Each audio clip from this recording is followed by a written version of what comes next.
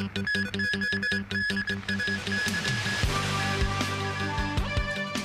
tower crane collapsed at a Sao Mau Ping construction site, leaves 3 dead and 6 injured. In Britain, the new Prime Minister Liz Truss vows to tackle soaring energy prices and boost the economy. And Pakistan's largest freshwater lake is dangerously close to bursting its banks.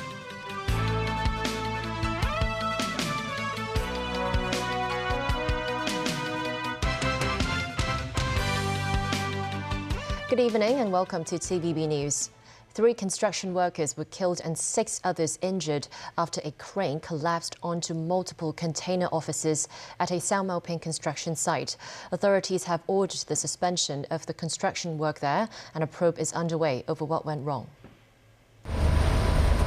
The crane, weighing 65 tons, collapsed onto 6 6-meter-long container offices on the ground.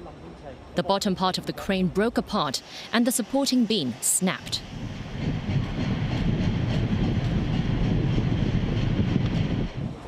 The construction site on Anderson Road is close to Ontai Estate.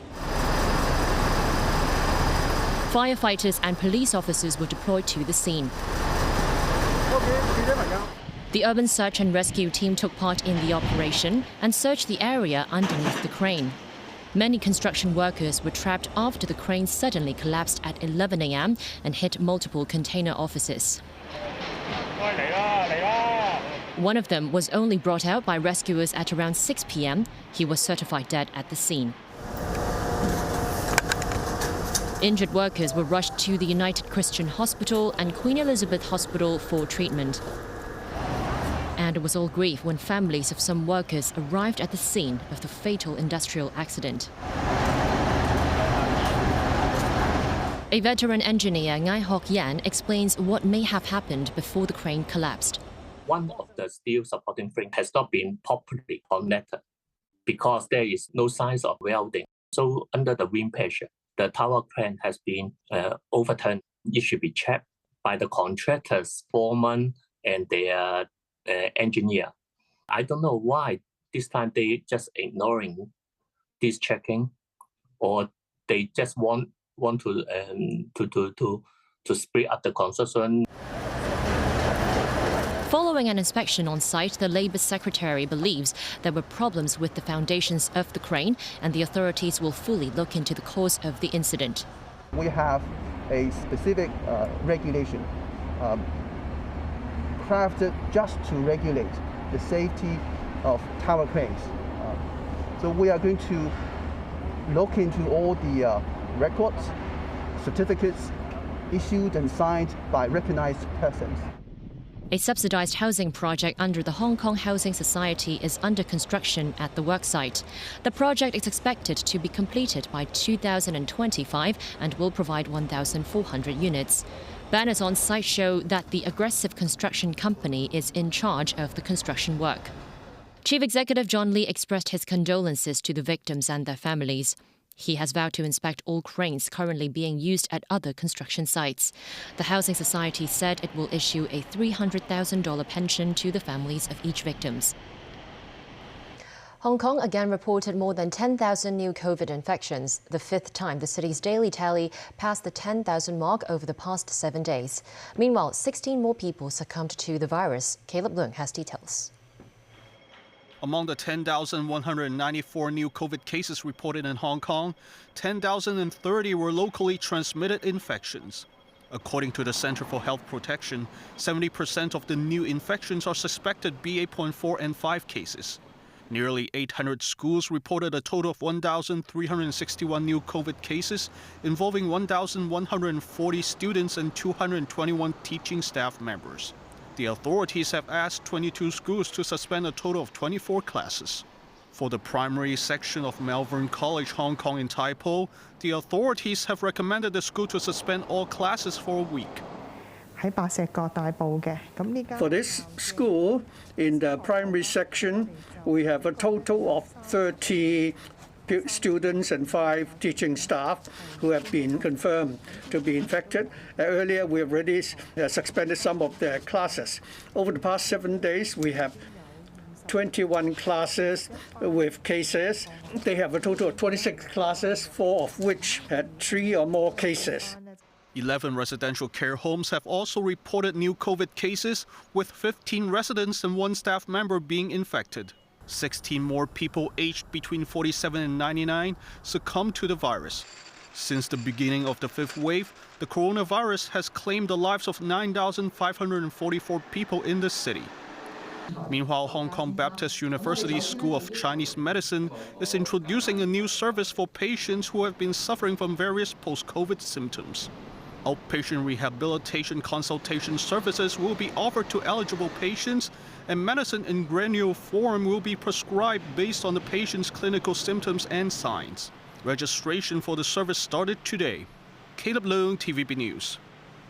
The president of the Chinese Manufacturers Association of Hong Kong, Alan Shi, said the business sector hopes the government will allocate certain quarantine slots for local businessmen to travel to the mainland.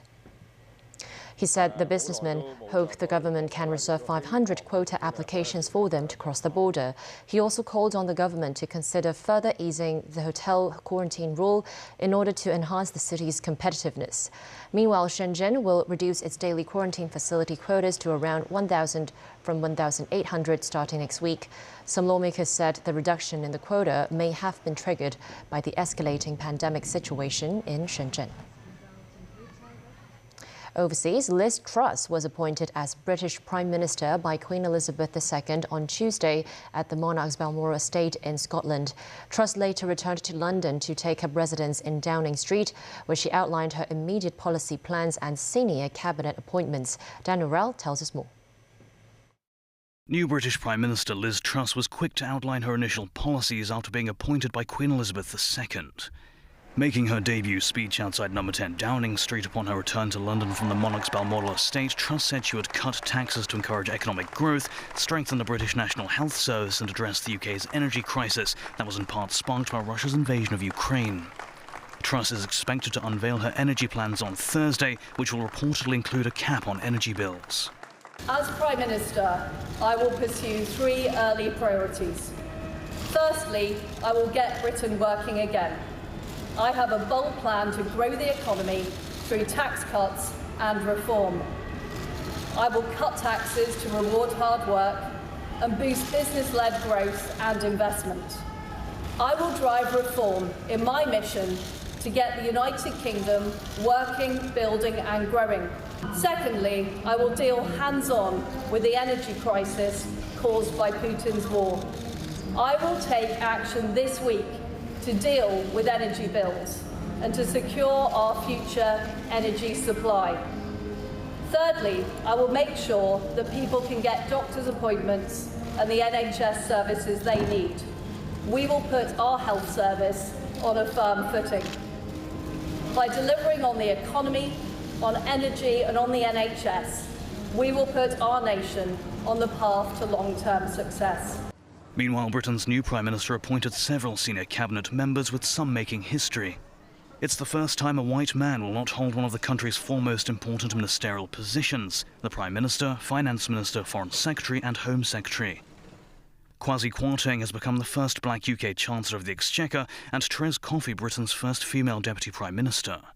Other notable appointments include James Cleverly as the country's first black Foreign Secretary and Suella Braverman as Home Secretary, the post responsible for immigration and law and order.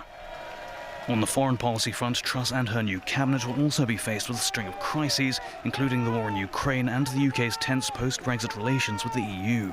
Truss, during her tenure as Foreign Secretary, was an ardent supporter of Kyiv following the launch of Russia's invasion of the country. She has also pledged to increase Britain's defence spending to 3% of the national gross domestic product from just over 2%, a move that has been slammed as expensive by her critics. Daniel Rell, TVB News. Authorities in Pakistan said that 18 more people have died as a result of unprecedented floods that have engulfed more than 1/3 of the nation. The total death toll has now surpassed 1,300. The southern province of Sindh has been the hardest hit by the floods. There, Pakistan's largest freshwater lake is dangerously close to bursting its banks. That's even after it had been breached in an operation that displaced 100,000 people. Experts believe the situation could yet worsen with more heavy rain expected next month. The floods were triggered by record monsoon rain and glacier melt in Pakistan's northern mountains, which have been linked to climate change. Roads, houses and more than 2 million acres of farmland have been damaged. The World Health Organization has said more than 6.4 million people need humanitarian support in the flooded areas. Still to come on tonight's news. The UN Atomic Watchdog Agency calls for a safety zone around Europe's largest nuclear power plant in Ukraine. A High Court judge puts a 58-year-old man on 12-month probation for killing his terminally ill wife. And 5 former members of the General Union of Hong Kong Speech Therapists found guilty of conspiring to publish seditious children's book.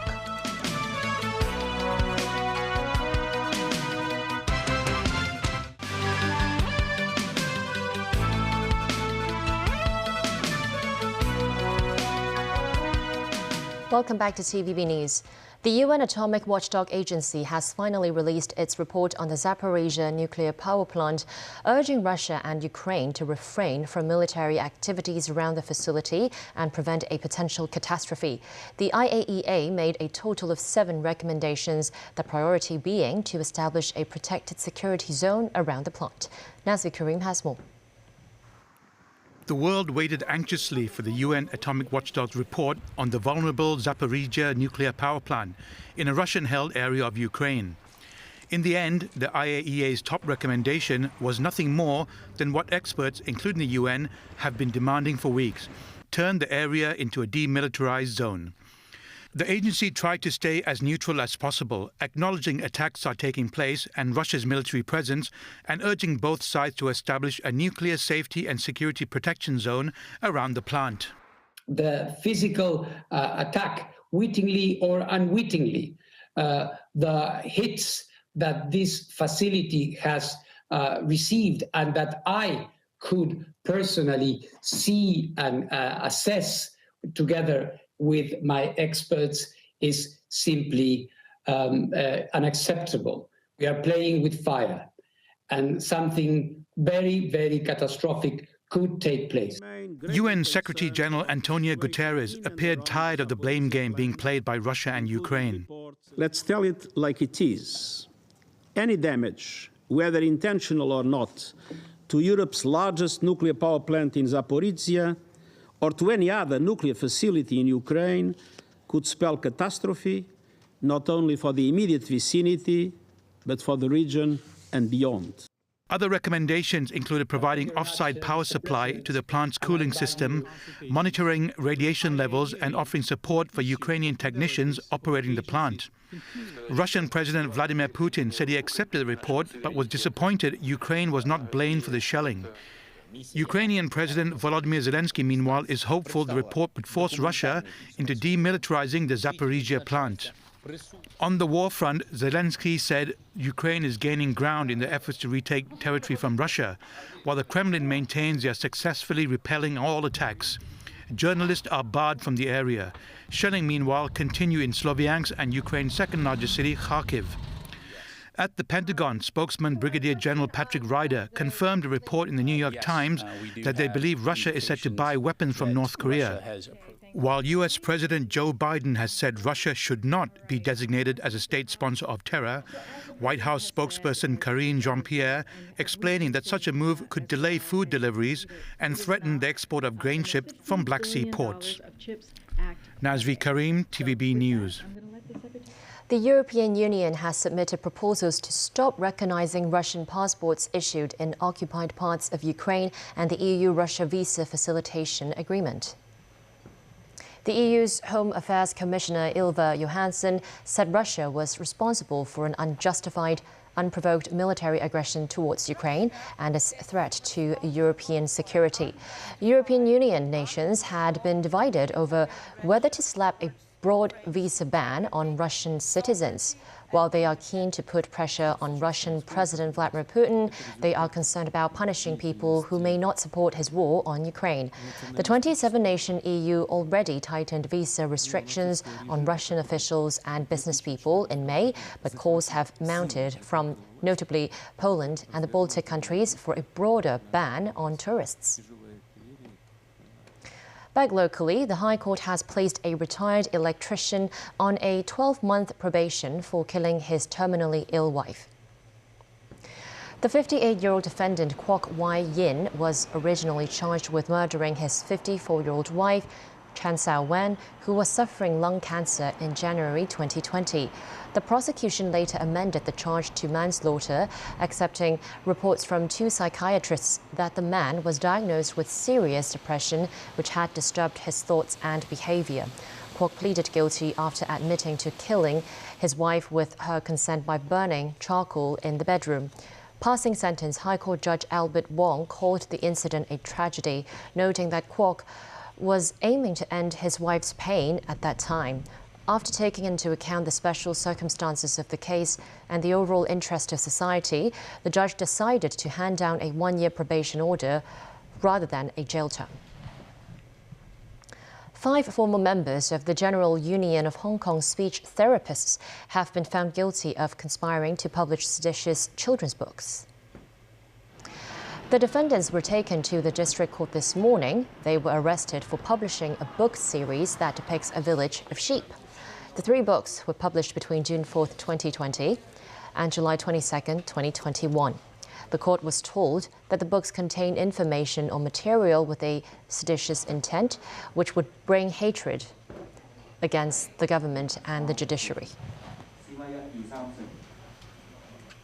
A man was found guilty of rioting and conspiracy to wound for his role in the Yuen Long mob attack in July 2019.